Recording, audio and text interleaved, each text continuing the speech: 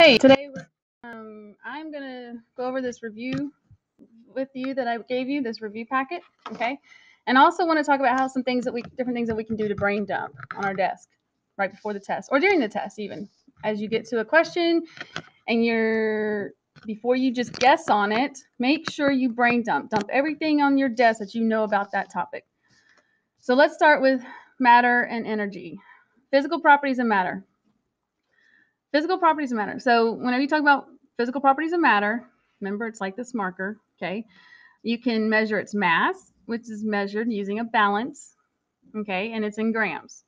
Magnetism, is it magnetic or not? Physical state, is it a solid, liquid, or gas? Relative density, does it sink or float? Solubility, does it dissolve? Thermal conductivity, if it can get heated, can it get hot when you put something to it, like a hot source to it? Or can electricity go through it? Okay. So, things that you can do to remember, I would say M, M, P, R, S, T, E. Okay. See if I can make that. All right. So these are the beginning. If you look here, mass, magnetism, physical state, relative density. That's all I did. Okay. So see if you can come up with a way to remember which letters are which and in what order it goes. Okay. So this might be something you might want to try to learn on your own. And I will come up with something myself to try to, you know how like we have WED for weathering, erosion, deposition. Well, maybe I can come up with something for this. And then R is relative density. S, solubility. T, thermal. And then E, electrical. TRICAL. And I'm trying to get it all in there so you can see it. Okay, so I just brain dumped that on my desk. Now, what is conductivity? What's a conductor? That's something that energy can flow through it. Okay, if it's electric energy, heat energy. So going back to our paper here, conductivity is conductors allow energy to pass through. Insulators, though, do not. So they got a little stop sign. All right, let's talk about changes in matter. And we've been talking about this recently when we're doing the water cycle. So you got solid, liquid, gas are your three states. But how does a solid become a liquid? Well, it's got to melt. And then that liquid, how does it become a gas? It has to evaporate, so evaporation. And the gas, or what do we say now? Water vapor, okay? Water vapor turns back into a liquid because of condensation. And then that liquid turns back into a solid because of freezing, okay? And that chart is above the closet door with the headphones. All right, relative density. Less dense means it floats, more dense sinks. If you have to, draw a cup of water on your desk. Now I'm going to erase some of this. Okay, draw a cup of water. When you brain dump. Okay, and we can put S for syrup. Okay, and then if I have syrup, water, and oil, well, what's going to be on top? Do you know? Oil. Okay, and then water. So which is less dense, the oil or the water? The oil, because it floats, right? So the more dense, that means like the heavier it is, it's going to sink. So that syrup, we all know how super thick syrup is. So I mean, you can kind of look at it and see that it would be heavier than water. It would be more dense. All right. Solubility examples. All right. What is soluble? Soluble, I'm looking right here, is anything that can actually dissolve. So salt, sugar, honey, lemon juice, okay? All those things can dissolve. They can dissolve into something else. Insoluble is things that cannot. You cannot dissolve oil. You cannot dissolve glass. You cannot dissolve metal. You cannot dissolve plastic. Okay, those are all things that you cannot dissolve. All right, mixture. Mixture is a combination of two or more substances, right? Substances maintain their physical properties, and examples are iron fillings and sand. But also my cup of pens. This is a mixture of pens, correct? And look, this is a little froggy thing that Menage got me in 2nd grade. But this is pens, it's a ruler, it's scissors, it's all kinds of stuff, right? It's a mixture. They're all mixed up, and they're never going to change their physical state.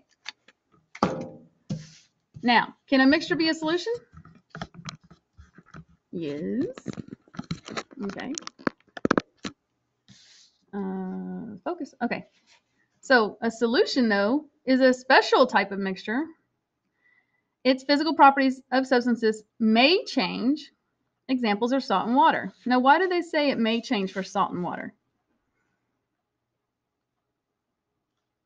Because if remember the video where I had the hot plate, okay, and I had a glass beaker on it, and I had salt water in there, okay, and then it was boiling, and it boiled and it boiled, and I made a video on it, and then all the water vapor, the steam rose. Do you remember what was in the glass beaker at the very end when I was showing it in class? Well, there was no liquid in there, but what was in there? The salt. Okay, the salt stayed behind. So salt does not, it does dissolve, but it also does not evaporate, so it stays behind. All right, physical properties in mixtures. Some ingredients in mixtures maintain all of their physical properties. Sometimes their physical properties change. When iron fillings are mixed with sand, the iron fillings are still magnetic, the same color, and the same mass. On the other hand, when salt is added to water, the salt size changes and the water's taste changes. So when you do mix some things like salt and water, it does change the taste. And it changes, you can't see the salt once it's dissolved. So it's like it completely just disappeared. But then when you boil all that water out, then it's back. It's magic. You know what? You could really probably do a super magic trick like that on like a younger kid. All right, and then call yourself Bill Nye, the science guy or girl. All right, force, motion, and energy. Let's move on. Behavior of light. Behavior of light. Light does two things. It reflects, it refracts. But let's talk about light before it even gets to that point. Light travels in a straight line, okay? And so when reflection is bouncing of light waves off of a surface. But any surface? Can any surface be a straight reflection? No, it has to be or any other shiny surfaces. Okay. So foil, if I bounce light off foil, am I going to get some kind of reflection back? Yes. How about dark tinted windows? Remember we talked about if you have go up to a car and the window tinted, but you can still somehow see yourself in the window, and you're like, wait, even the mirror, that's the window. How does that happen? Oh, because the sunlight is hitting the dark tinted shiny window, okay, and it's bouncing back, which is why you see yourself. And refraction is bending of light waves as they pass through one medium to another. Medium is just another word for object. I don't know why they gotta put that word in there, but so through water, cameras, eyeglasses, and telescopes. Guys, for the time, eyeglasses, telescopes. Remember, if you're looking through something and it makes an object bigger or smaller, it's always refraction. So you only have refraction and reflection, okay? Light either bounces back at you and smacks you in the face, as I like to say sometimes, or it bends and everything looks bigger or smaller or broken, like the straw in the cup of water. It looks broken, depending on the angle you look at. It looks fatter on the bottom, okay? Let's see. Let's go to uses of energy next. This is a good thing to do on your brain dump. Else. All different uses of energy. Oh, here, let me.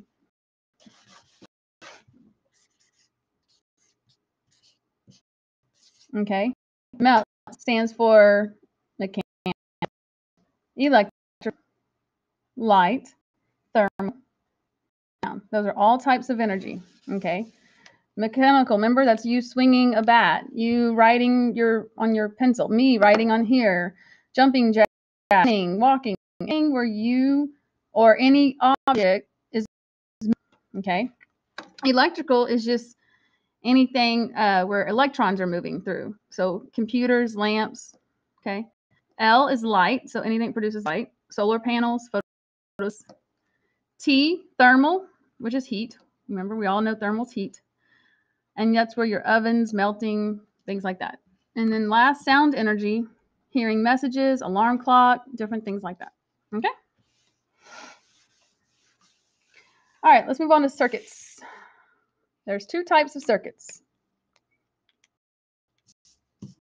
Series and parallel. So on your, look at your picture, you got a circuit, right? Is it series or parallel? Series. So you might want to write series, okay? Series is simple. Okay, I like to say simple. Simple. And it has one path or two paths? One path. Okay. And look at the picture. So you have your battery source, and remember your wire has to be connected on either side. And then it will flow. The electrons will flow the wire. This side of the light bulb, come through, go the other side, come through. This is a switch. But is that switch closed? Open. So when then the electricity can flow through. So right now, would the electrons be able to flow through this path? No, not at all. All right. And we call this an open or closed. Is this open or closed? It's open. So when we close it, then it's like we're completing the path. So a closed or complete circuit allows the electricity to pass through. An open or incomplete circuit does not allow electricity to flow through it. When the lights are on in the classroom, do we have an open or closed circuit? A closed circuit. But when we turn the lights off, then we have a... All right, a closed circuit is shown. All bulbs appear in it. Well, this is a closed circuit. However, what is this? A parallel? Parallel. Good. All right. This is in design and investigation. Okay, force. So use a spring scale. Remember, this is the. So this is a spring, and we measure it tens, not grams, but newtons. Okay. Well, we measure force in newtons. Let me refer to that. So you can hook something to it. This, okay. Now, if I measure the mass of this, I can accurate, and it's the gram. This is like what you see in the grocery stores, right? When you go to get fruits and vegetables and you have to weigh it. Let's see if I can turn it. All right. Then if I want to drag this across the surface and see if there's any resistance, then okay, right.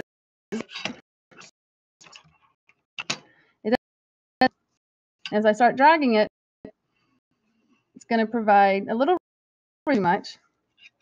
But what if put something and add it more weight to it? For instance, this. My little. Now how much does it take? to drag it across the system. About 3 newtons. Okay. Not very hard to pull this book across the surface, especially when it's flat and smooth. But what if I put it on carpet? Or what if I put it on the grass? Then obviously it would take a whole more newtons, a lot more force to pull it. All right. Then example 2 talks about using a spring launcher to masses, measure the height each sphere. That's just basically launching balls in the air and measure which one goes the farthest. Okay. All right. Earth science, fossil fuels, coal or gas. Right. If you remember how to do that. It's a really bad, like a constant. Fossil fuels are the things that are formed. Things mean, right? And something dead, and layers and layers get down over it, okay?